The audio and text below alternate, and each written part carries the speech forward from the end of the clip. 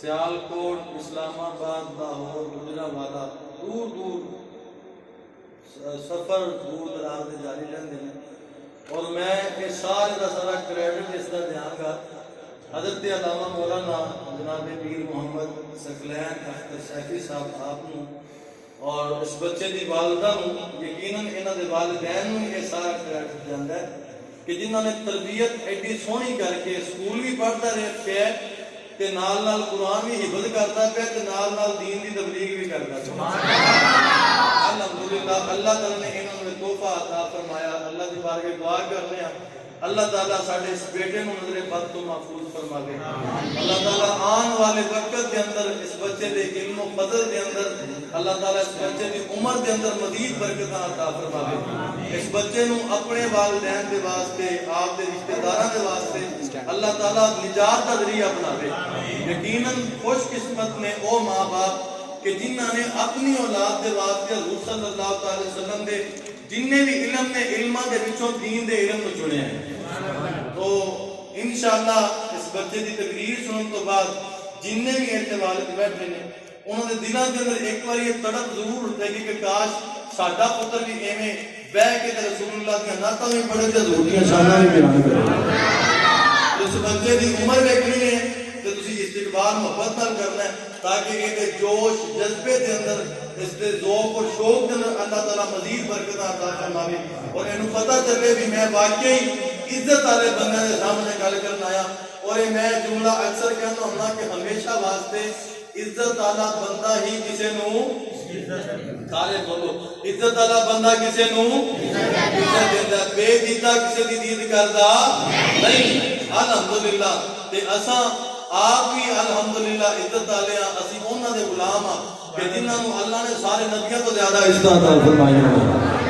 سارے بیٹے دا استقبال کرو، نعرہ تکبیر، نعرہ رسالت، نعرہ رسالت، تاجدار ختم نبوت۔ ایس لوگ نہ سننے اسلام آباد، سیالکوٹ اور لاہور سارے نہ لوگ پیچھے رہ جاوے۔ تاجدار ختم نبوت،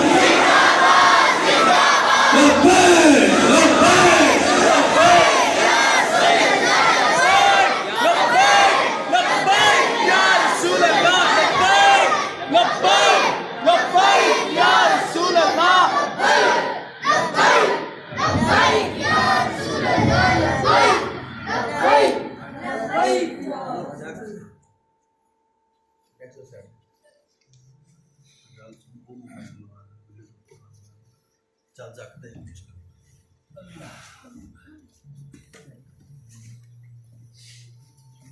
نعرہ تکبیر،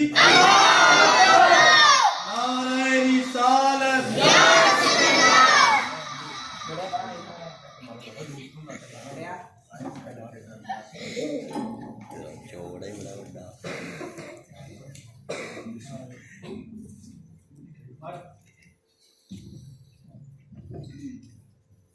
نحمده ونصلي على رسوله الكريم أما بعد فأعوذ بالله من الشيطان الرجيم بسم الله الرحمن الرحيم لقد كان لكم في رسول الله أسوة حسنة صدق الله العظيم۔ اللہ رب العزت کا لاکھ لاکھ شکر ہے کہ جس نے اپنی توفیق خاص سے آپ کو اور مجھے آج کی اس عظیم الشان کثیر البرکات اور عظیم المقاصد میلاد النبی کانفرنس میں حاضری کا شرف حاصل کیا۔ میں نے آپ حضرات کی خدمت میں قرآن حکیم کے جو الفاظ تلاوت کیے ان میں اللہ رب العزت نے فرمایا لقد کان لکم فی رسول اللہ اسوۃ حسنہ، اے میرے محبوب کی امت تمہارے لیے سب سے بہترین نمونہ میرے محبوب کی زندگی میں ہے۔ ابھی آپ سنتے رہتے ہیں، یہ آیت بھی سنتے رہتے ہیں، اس کا ترجمہ بھی سنتے رہتے ہیں مگر اس کے حوالے سے جو تصورات ہیں وہ انتہائی محدود ہیں۔ ہم یہ سمجھتے ہیں کہ حضور کی جو زندگی ہمارے لیے نمونہ ہے اور سب سے بہترین نمونہ ہے، وہ شاید صرف نماز پڑھنے میں ہے، یا شاید صرف روزہ رکھنے میں ہے، یا شاید صرف حج کرنے میں ہے۔ اور قرآن پڑھے، اللہ رب العزت نے ان میں سے کسی ایک شے کا ذکر صاف نہیں کیا کہ محبوب کی زندگی صرف ان چیزوں میں تمہارے لیے سب سے بہترین نمونہ ہے۔ نہیں، مطلب یہ کہ محبوب کی ساری زندگی تمہاری زندگی کے تمام معاملات میں سب سے بہترین نمونہ ہے۔ چونکہ اسلام ایک کمپلیٹ یعنی مکمل ضابطہ حیات ہے جو زندگی کی ہر پہلو پر اور ہر آزمائش پہ رہنمائی کرتا ہے۔ امام الانبیاء کے غلاموں، اللہ رب العزت کے ارشاد کا مطلب یہ ہے کہ نماز ایسے پڑھو جیسے میرا رسول پڑھتا ہے، روزے ایسے رکھو جیسے میرا رسول رکھتا ہے، روزے ایسے رکھو جیسے میرا رسول رکھتا ہے، حج ایسے کرو جیسے میرا رسول کرتا ہے، اور شادیاں بھی ایسے کرو جیسے میرا رسول کرتا ہے، اور اپنے گھر کی بہو بیٹیوں کا لباس بھی ایسے رکھو جیسے میرا رسول رکھوانا چاہتا ہے، اور اپنی اولاد کو تعلیم بھی وہ دو جو میرا رسول دلوانا چاہتا ہے۔ کیونکہ امام الانبیاء نے شادیاں بھی کی اور شادیاں کروائی بھی۔ امام الانبیاء نے شادی کے ایک ایک جز پر اپنے ارشادات کی روشنی بکھیری۔ امام الانبیاء کی زندگی ہمارے لیے سب سے بہترین نمونہ ہے۔ یعنی اللہ فرما رہا ہے جس قوم کو مصطفیٰ جیسا رسول ملتا ہے اس قوم کو کسی اور لیڈر کی حاجت ہی نہیں رہتی ہے، اسی لیے کہ محبوب سے بڑھ کر حسین کوئی نہیں ہے، محبوب سے بڑھ کر علیم کوئی نہیں ہے، محبوب سے بڑھ کر علیم کوئی نہیں ہے، محبوب سے بڑا کوئی نہیں ہے، اتنا بڑا کہ جسے رب نے اپنے لیے چنا، رب نے اپنا محبوب بنا لیا۔ یعنی اللہ فرما رہا ہے کہ محبوب کی زندگی تمہارے لیے سب سے بہترین نمونہ ہے۔ اب ہمارا حق کیا ہے کہ ہماری زندگی میں 3 موقع بہت بڑے ہوتے ہیں۔ ایک بچے کی پیدائش کا موقع، اور وہی بچہ جب جوان ہو جائے اس کی شادی کا موقع، اور اسی گھر میں خدا نخواستہ کوئی فوت ہو جائے۔ یہ 3 موقع بہت بڑے ہوتے ہیں۔ امام الانبیاء کے غلاموں، اب ہمارا حال یہ ہے کہ ان 3 موقعوں پر ہم رب کی شریعت کی طرف رخ کر دیتے ہیں، اور اب رب رسول کو بھول جاتے ہیں، اور صرف بھولتے ہی نہیں ہیں بلکہ ان کی حکم عملی کر کے ہم باغی بن جاتے ہیں۔ اللہ ایک ہوتا ہے اپنا گھر جو گناہ چھپ کے کرتا ہے، چھپا کے کرتا ہے، دکھا کے نہیں کرتا۔ اب ایک بندہ ہے جو گناہ کرے اور پھر دکھا کر کرے، وہ صرف گناہ گار نہیں ہوتا بلکہ رب رسول کا باغی ہوتا ہے۔ اور امام الانبیاء کے غلاموں، دنیا کے ہر قانون میں باغی کی سزا موت ہے۔ چونکہ یہ خطاب تنبیہی ہے اور میں خطاب کے ڈیوائس سمجھتا ہوں، چونکہ قوم مریض ہو چکی ہے، مختلف مرض کے مریضوں کو ٹافیاں نہیں دی جاتی، دوائی دی جاتی ہے، اسی لیے یہ دوائی دے رہا ہے، اگر کڑوی لگے تو محسوس نہیں کرنا، چونکہ یہی دوائی ہے۔ تو امام الانبیاء کے غلاموں، جب بچہ پیدا ہوتا ہے ہم شریعت کی طرف خوش کر لیتے ہیں، اب وہ جوان ہوتا ہے، اس کی شادی ہوتی ہے، بتائیے اس کو جوان کس نے کیا؟ اللہ نے۔ جوانی کس نے دی؟ اللہ نے۔ صحت کس نے دی؟ اللہ نے۔ مختلف آثار کو محفوظ کرتے کرتے اضطراب کو 14ویں کا چاند کس نے بنایا؟ اللہ نے۔ جوانی کس نے دی؟ اللہ نے۔ ان مرحلوں تک کس نے پہنچایا؟ اللہ نے۔ اور امام الانبیاء کے غلاموں، جب وہ جوان ہو گیا، شادی کے مرحلے کو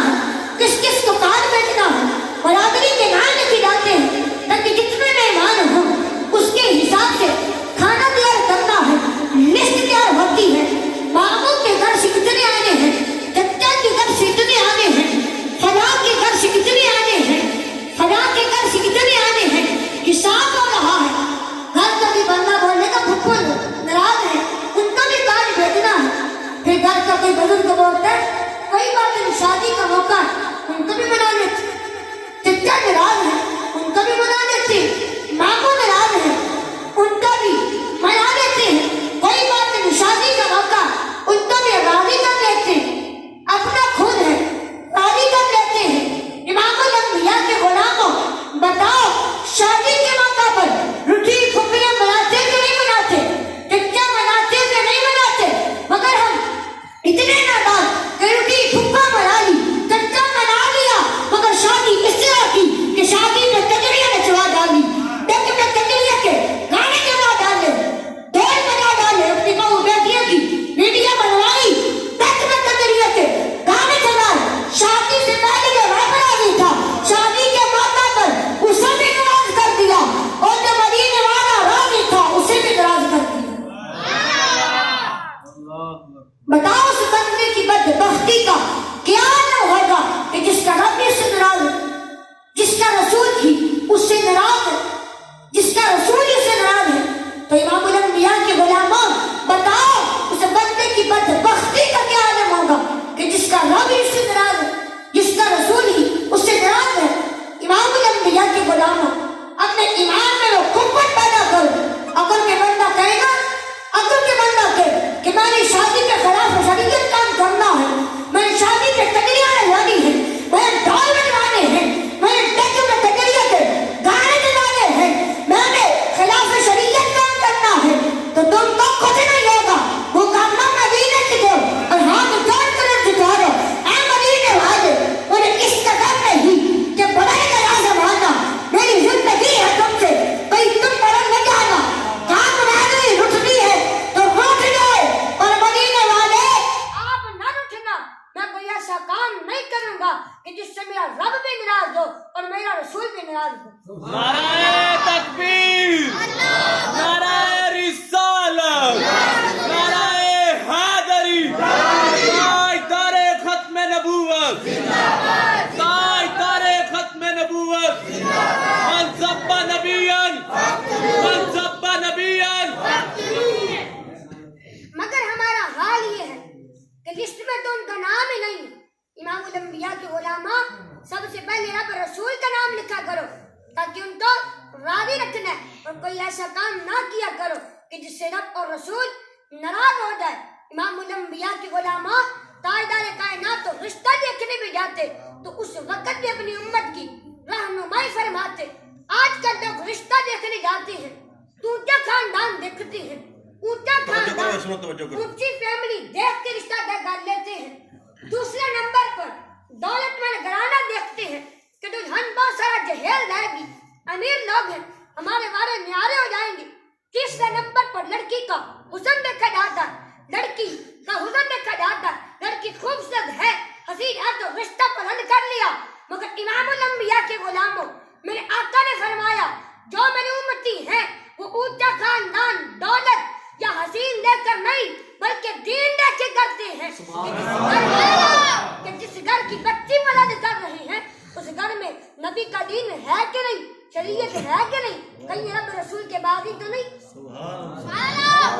मेरे आका ने फरमाया और मेरी उम्मतिया, अब तुम्हें रिश्ता पसंद करने के लिए तुम्हारा नबी मशवरा दे रहा है।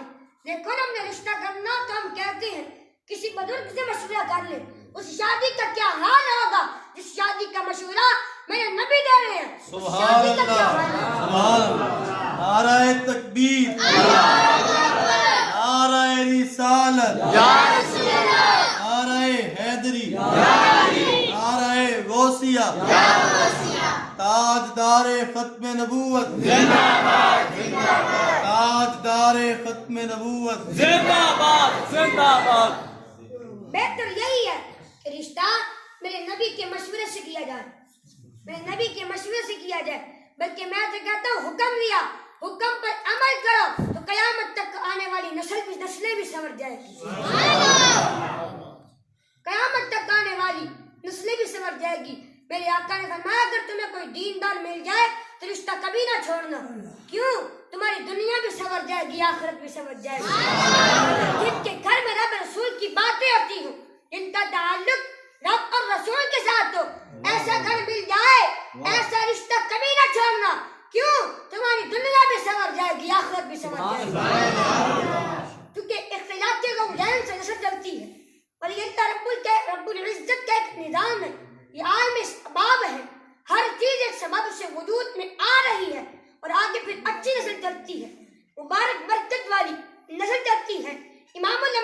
غلاموں، ایک عرب کا مفکر ہے جیسے ہمارے علامہ اقبال، اس نے اپنے بچوں کو بٹھایا اور کہنے لگا میرے بچوں، میرے بیٹے اور میری بیٹیوں، میرے مرنے کے بعد بھی میرے احسان نہ بھولنا. کیوں کہ ابھی تم پیدا بھی نہیں ہوئے تھے کہ میں نے تم پہ احسان کر دیا تھا. اولاد حیران ہو کر پوچھنے لگی ابا جی کوئی شے ہو تو اس پہ احسان ہوتا ہے، جب ہم تھے ہی نہیں تو ہم پہ احسان کیسے ہو سکتا ہے؟ ہم پہ احسان کیسے ہو سکتا ہے؟ آپ کہتے ہیں کہ تم ابھی پیدا بھی نہیں ہوئے تھے کہ میں نے تم پہ احسان کر دیا تھا، تو ہمیں بھی سمجھائیے وہ کون سا احسان ہے. تو باپ کہنے لگا میرے بیٹے اور میری بیٹیوں، میرا احسان یہ ہے کہ میں نے تمہارے لیے ایک دیندار ماں کا رشتہ پسند کیا. میں چاہتا تو کوئی فیشنیبل لے آتا، میں چاہتا تو کوئی بداری لے آتا، میں چاہتا تو کوئی بال کٹوانے والی لے آتا، میں چاہتا تو کوئی سرخی پاؤڈر ننکی سر بلارے میں پھرنے والی لے آتا، میں چاہتا تو کوئی ٹی وی پر ڈرامے دیکھتے ہوئے رب کے سجدے چھوڑ دینے والی لے آتا، میں چاہتا تو کوئی قرآن چھوڑ کر رومانٹک ناول پڑھنے والی لے آتا، مگر میں نے تمہارے لیے وہ ماں کا رشتہ پسند کیا ہے. شب محفل نہ بنی فاطمہ بازار میں نہ تری، مصطفیٰ کے مسلح کی زینت بری، جس کی آگ شریعت کا حیات تھی، جس کے دماغ میں خوف خدا اور فکر آخرت تھی. سبحان اللہ. نعرہ رسالت، نعرہ حیدری، تاجدار ختم نبوت، تاجدار ختم نبوت، انا خطیب زندہ باد. میرے آقا نے فرمایا رشتے کے انتخاب میں احتیاط کرو اور اپنے نبی کے مشورے پر عمل کرو، بلکہ میں کہوں گا حکم دیا، حکم پر عمل کرو تو قیامت تک آنے والی نسلیں بھی سنور جائیں. امام الانبیاء کے غلاموں، فاروق اعظم آپ کا دور آیا. یہ کون فاروق اعظم؟ جو مراد رسول بھی ہیں اور داماد بطول بھی ہیں، جو مراد نبی بھی ہیں اور داماد حضرت علی بھی ہیں. حضرت فاطمہ اور حضرت علی کی سگی بیٹی سیدنا فاروق اعظم کی بیوی ہے. یہ فاروق اعظم 25 لاکھ مربع میل کے تنہا فرما روا رات کو مدینہ کی گلیوں میں پہرا دیتے ہیں. ہمیں بھی ایسے حکمران چاہیے، اللہ کرے ہمیں بھی ایسے حکمران بھیج دے. آمین. 25 لاکھ مربع میل کا تنہا فرما روا رعایت ہوتی ہے اور عمر مدینہ کی گلیوں میں پہرا دیتے ہیں. کچھ علاقوں میں پہرا دار سیٹی بجاتے ہیں، کچھ علاقوں میں آواز لگاتے ہیں کہ اے لوگو جاگتے رہنا، جاگتے رہنا لوگو، آوازیں لگاتے ہیں، اونچی اونچی آوازیں لگاتے ہیں. فاروق اعظم کی مدینہ کی گلیوں میں آواز لگاتے تھے، مگر ان کی آواز کیا تھی، ان کا پیغام کیا تھا؟ وہ دماغ نہیں لگاتے تھے، وہ ضمیر لگاتے تھے. وہ آواز کہتے تھے کیا مدینے والے گھر کے مسلح تھالی کرے، اٹھو وضو کرو، اپنی تکریات خود لگاؤ اور اپنے حساب خود کر لو، اس سے پہلے کہ وہ حساب لینے لگ جائے. یہ باتوں کی تھی آپ کی. فاروق اعظم، فاروق اعظم مدینہ کی گلیوں میں پہرا دے رہے ہیں. ایک گھر کے قریب سے گزرے، ساری کا وقت تھا. ماں بیٹھی سے کہہ رہی ہے بیٹی صبح آنے والی ہے، دودھ لینے والے پہنچنے والے ہوں گے، دودھ لینے والے پہنچنے والے ہوں گے، ایسے کرو جلدی جلدی دودھ میں پانی ملا دو.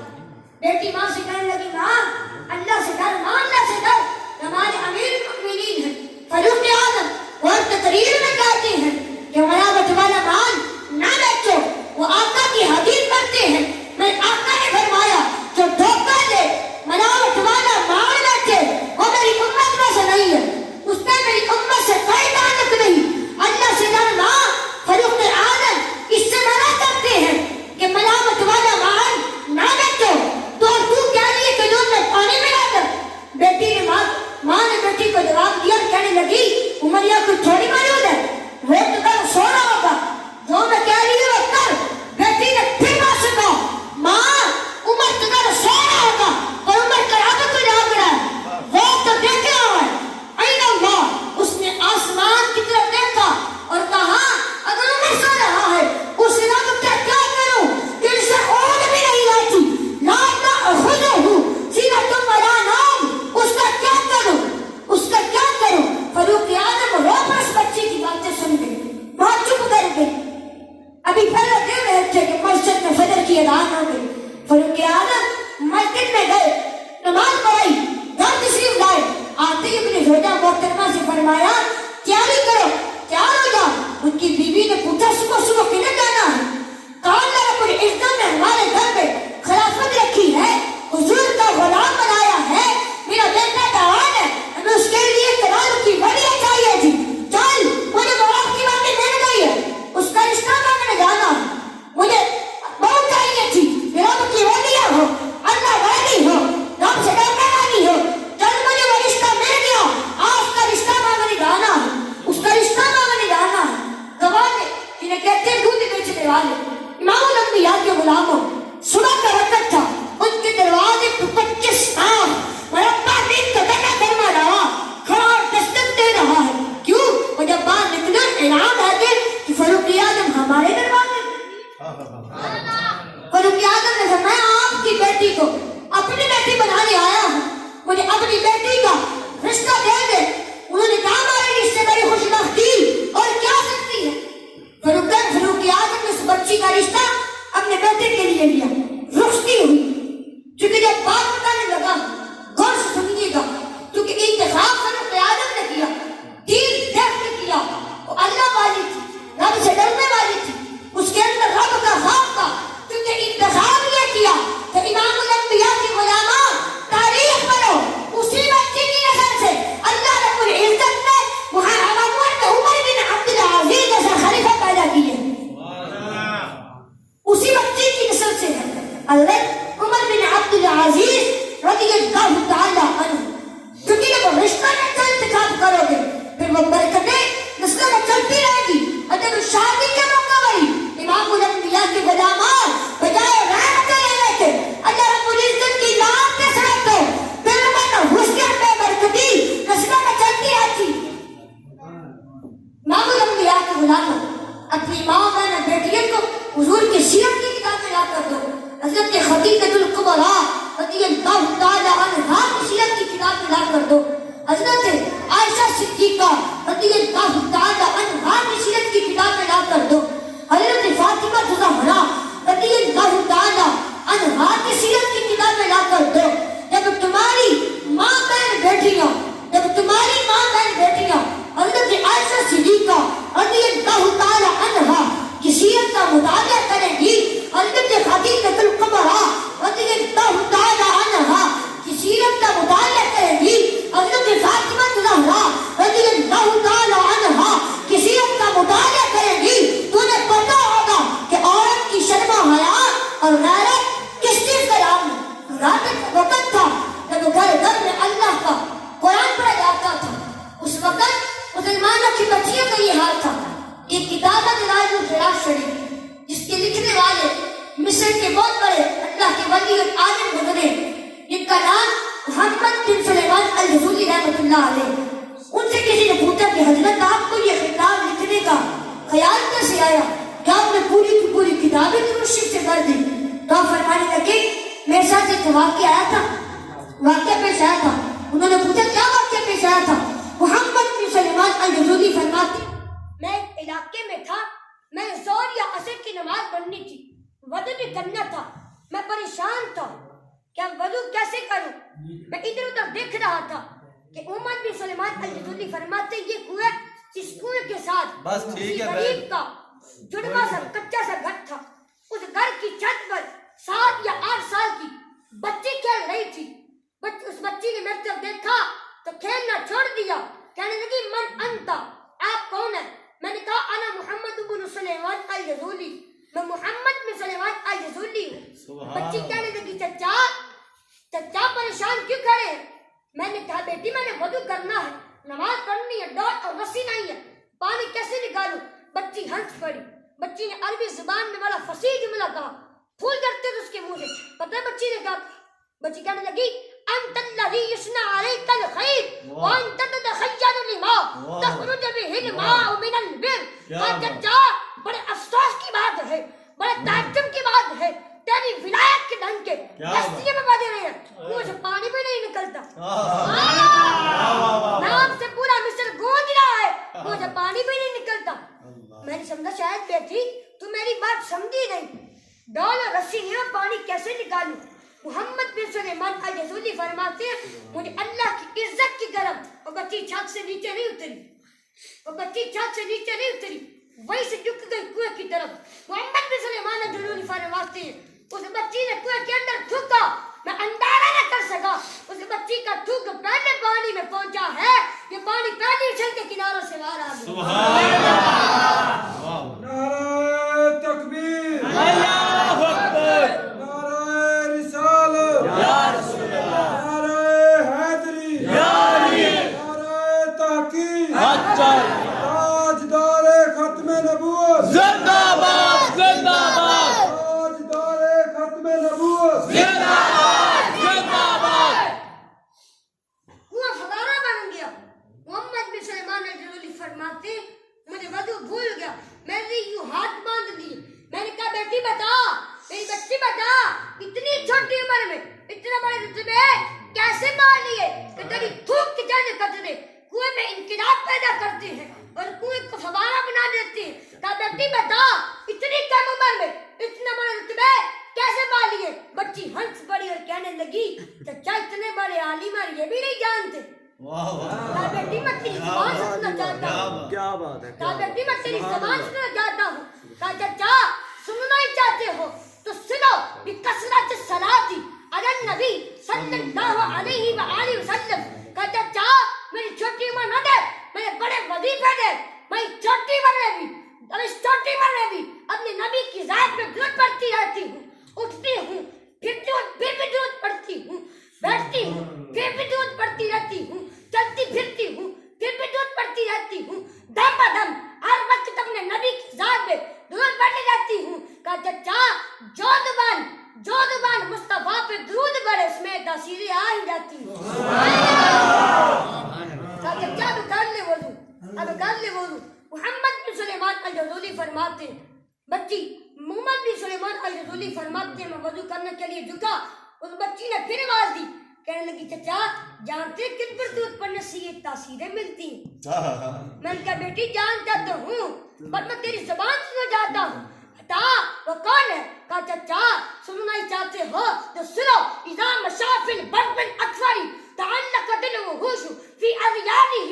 کہا چچا وہ کریم نبی ہے، اگر جنگل میں بھی چلا جائے تو ویسی دلیل میں جھاڑیاں چھوڑ کر اس کی کالی کمری سے لپٹ جاتے۔ سبحان اللہ۔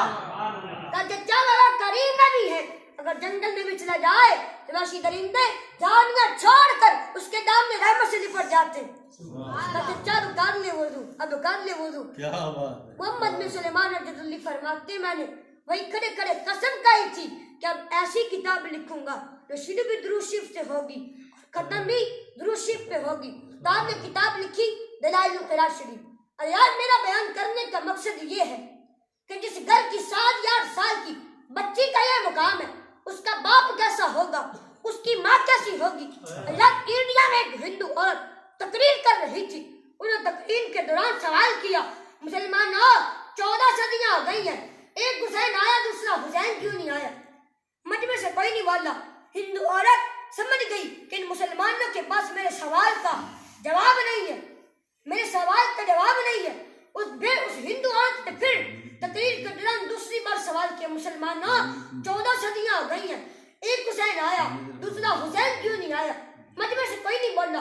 اس ہندو عورت نے پھر تیسری بار سوال کیا مسلمانوں 14 صدیاں ہو گئی ہیں، تمہارے اندر ایک حسین آیا دوسرا حسین کیوں نہیں آیا؟ مجمع سے کوئی جوان تو نہیں بولا۔ آخر سے ایک سفید داڑھی والا بابا اٹھ کے کھڑا آ گیا، کہنے لگا بیٹی تیرا سوال یہ ہے کہ 14 صدیاں ہو گئی ہیں، ایک حسین آیا دوسرا حسین کیوں نہیں آیا؟ بیٹی سن، حسین آ سکتا ہے، فاطمہ جیسی ماں نہیں، حسین آ سکتا ہے، علی جیسا باپ نہیں۔ سبحان اللہ۔ نعرہ حیدری، نعرہ حیدری۔ اپنے بچوں کو قرآن کی تعلیم دو، حدیث کا درس دو۔ شیخ سعدی رحمۃ اللہ علیہ اپنے گاؤں کے قریب سے گزرے، ایک بچہ رو رہا تھا، اسے قریب بلا کر پوچھا بیٹا کیوں رو رہے ہو؟ تو بچہ کہنے لگا حضور آج میں استاد صاحب کے پاس گیا تھا، انہوں نے سبق پڑھایا ہے وقودها الناس والحجارہ، دو جہنم کی آگ سے جس کا ایندھن انسان اور پتھر ہے. تو بچہ کہتا حضور میں اس آیت کے معنی پر رو رہا ہوں, اس آیت کے معنی پر رو رہا ہوں. شیخ سعدی رحمۃ اللہ علیہ فرماتے ہیں بیٹا تو بھی بچہ کوئی گناہ کیا ہوگا تو چھوٹا موٹا گناہ کیا ہوگا کہ بڑا گناہ تو نہیں کیا. تو بچہ کہتا حضور میں اپنے گھر میں دیکھتا ہوں جب میری امی آگ جلاتی ہے تو وہ آگ بڑی لکڑیوں کو نہیں لگتی, پہلے چھوٹی چھوٹی لکڑیوں کو لگا لیتی ہے, پھر بڑی لکڑیوں کی بنا بجا لگ جاتی ہے. کہا حضور میں اپنے چھوٹے سے سوچ رہا ہوں کل قیامت کے دن بڑے بڑے کافروں ابو لہب ابو جہل وغیرہ کو معاذ اللہ آگ نہ لگی تو اللہ تعالیٰ مجھ جیسے چھوٹے چھوٹے گناہ گاروں کو کہیں پہلے آگ نہ لگا لے. بچہ کی یہ سوچ ہوگی تو وہ کیوں نہ بڑے ہو کر مجدد الفسانی بنیں گے. مگر آج کالجوں میں وہ ماحول نہیں, آج یونیورسٹیوں میں وہ طریقہ اعداد نہیں, آج کے یہ مدرسے علامہ اقبال نہ بنا سکے, آج کے تعلیمی ادارے ظفر علی خان نہ بنا سکے. آج پڑھ کے بنتے ہیں, کالجوں سے پڑھ کے بنتے ہیں تو ڈاکٹر بنتے ہیں, پڑھے لکھے بھی ہو جا کر بینک لوٹتے ہیں. آج کالجوں سے پڑھ کے بن کے نکلتے ہیں تو ڈاکو بن کے نکلتے ہیں, جو مدرسے سے پڑھ کے بن کے نکلتے ہیں تو چوٹ اچک کے بن کے نکلتے ہیں. اس کی وجہ کیا ہے؟ آج ماں کی گود باغ نہیں, جب ماں کی گود باغ ہوتی تھی تو بیٹا بھی بابا فرید پیدا ہوتا تھا.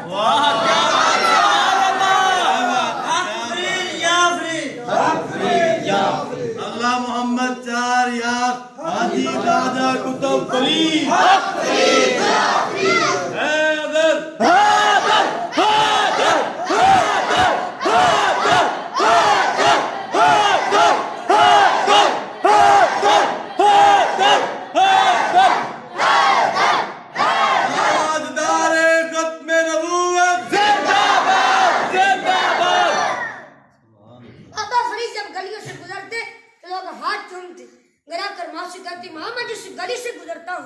لوگ ہاتھ چومتے ہیں. فرمایا بیٹا یہ تیرا کمال نہیں. عرض کی امی پھر کس کا کمال ہے؟ فرمایا بیٹا یہ میرے دودھ کا کمال ہے. عرض کی تمہیں دودھ نہیں پلایا. جب ماں مسلموں کی زیادت ہوتی تھی تو بیٹا بھی بابا فرید پیدا ہوتا تھا, بابا حق پیدا ہوتا تھا. اللہ قرآن مجید میں ارشاد ہوتا ہے کیا ایمان والو اپنی جان اور اپنی اہل خانہ کو جہنم کی آگ سے بچاؤ. ہم نے بیٹے دیے ان کو جہنم کی آگ سے بچاؤ.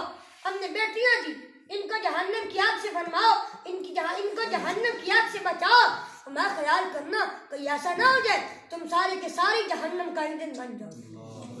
میں میرا نبی جہنم سے نکالنے آیا ہے, جنت کا راستہ دکھانے آیا ہے. ہر گل کے خطیب ہے تو وہ بھی اپنی اصلاح کرے, خطیب ہے تو وہ بھی اپنی اصلاح کرے, وہ بھی اپنی اصلاح کرے. آج تو بات بات پر لڑائیاں ہوتی ہیں, ایک دوسرے کو کافر اور مشرک کہا جاتا ہے. آئیے یا تبلیغ کا منظر آپ کو مدینہ کی یونیورسٹی کا حال سناؤں. مدینہ میں جس نے سب سے پہلے یونیورسٹی بنائی, مدینہ میں سب سے پہلے یونیورسٹی بنائی رسول اللہ صلی اللہ علیہ وآلہ وسلم نے, اور جس کے شاگرد تھے حضرت بلال حبشی رضی اللہ عنہ. اور اس یونیورسٹی میں پڑھنے والے امام حسن بھی تھے, امام حسین. ایک دن حضرت امام حسن اور امام حسین مسجد سے بعد تشریف لائے, دیکھا کہ ایک بابا ہے وضو غلط کر رہا ہے.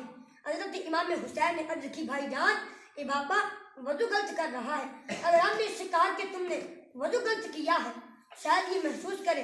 بھائی جان کوئی ایسی ترکیب بنائے یہ محسوس بھی نہ کرے اور اس کی اصلاح ہو جائے. امام حسن فرمانے لگے بھائی جان ایک پانی کا لوٹا بھر لو, ایک پانی کا لوٹا میں بھر لیتا ہوں. ہم دونوں بھائی جاتے ہیں اور جا کر اس باپے سے کہتے ہیں ہم دونوں بھائی ہیں وضو کرنا چاہتے ہیں, دیکھنا غلطی پر کون ہے. یہ شہزادگان اہل بیت کے گھر کی تعلیم, یہ اہل بیت کے گھر کی تعلیم, گھر کی دلیل. حضرت امام حسن نے بھی پانی کا لوٹا بھر لیا, حضرت امام حسین نے بھی پانی کا لوٹا بھر لیا. جب دونوں بھائی اس باپے کے پاس گئے اور جا کر کہنے لگے السلام علیکم ورحمۃ اللہ وبرکاتہ, اس نے جواب میں کہا وعلیکم السلام. کہا کیا کہتے ہو؟ کہنے لگے ہم دونوں بھائی ہیں وضو کرنا چاہتے ہیں, دیکھنا غلطی پر کون ہے. دونوں بھائیوں نے وضو شروع کیا. جب وضو مکمل کر چکے تو بابا دور سے بیٹھا دیکھ رہا, اٹھ کے کھڑا ہو گیا. کہنے لگا شہزادو تم کون ہو؟ شہزادو کون ہو؟ غلطی پر تو میں ہی تھا. دیکھا کس طرح معاشرے کی اصلاح کی شہزادگان اہل بیت نے, کس طرح معاشرے کی اصلاح کی. اور معاشرے کا ہر فرد ہر انسان اپنی اصلاح کرے. اصلاح تب ہوگی جب ہم اپنے ذہن صاف کریں گے، کسی کی غیبت نہ کریں گے، چغلی نہ کریں گے، میرے آقا نے فرمایا سلام پیر کرنے سے محبت بڑھتی ہے۔ میرے آقا نے جمعہ کی اجتماع سے فرما دیا، اے میرے صحابہ خود بھی سنو اور آگے بتا دینا۔ صحابہ نے عرض کی یا رسول اللہ فرمائیے۔ میرے آقا نے فرمایا جو سلام میں پیر کرے گا اس کا در میرے محل کے قریب ہوگا۔ مگر آج ذہنوں میں اتنا غرور آ چکا ہے، اتنا غرور آ چکا ہے کہ آدمی کی خواہش ہے اور آدمی کی تمنا ہے کہ دوسرا آدمی مجھے سلام کرے، لیکن شریعت کیا کہتی ہے کہ سلام میں پیر کرو، سلام میں پیر کرنے سے محبت بڑھتی ہے۔ ارشاد آتا ہے کیا ایمان والو اپنی جان اور اپنے اہل خانہ کو جہنم کی آگ سے بچاؤ، کہ جہنم کی آگ سے تب بچو گے جب اپنی اصلاح کرو گے، سبحان اللہ، قرآن کی قاری بنو گے، نماز کی عادی بنو گے۔ تحریک لبیک والوں اپنے مقدر پہ ناز کرو، اپنے مقدر پہ ناز کرو۔ تمہارا لیڈر تو وہ لیڈر تھا اس نے بچے بچے کے سینے میں عشق مصطفیٰ کی شمع روشن کی، سبحان اللہ، اس نے بچے بچے کو سکھا دیا میں نے سبا نبیًا فخر ہو، میں نے سبا نبیًا فخر ہو، سبا نبیًا فخر ہو، سبا نبیًا فخر ہو، سبا نبیًا فخر ہو، سبا نبیًا فخر ہو۔ جب جو نبی کے بارے میں بات گئے اسے تاج کے رکھ دو میں نے سبا نبیًا فخر ہو، سبا نبیًا فخر ہو، سبا نبیًا فخر ہو، سبا نبیًا فخر ہو۔ آخری رسول کی ایک صدا سردن سے جدا، سردن سے جدا، کی ایک صدا سردن سے جدا، سردن سے جدا، آخری رسول کی ایک صدا سردن سے جدا، سردن سے جدا۔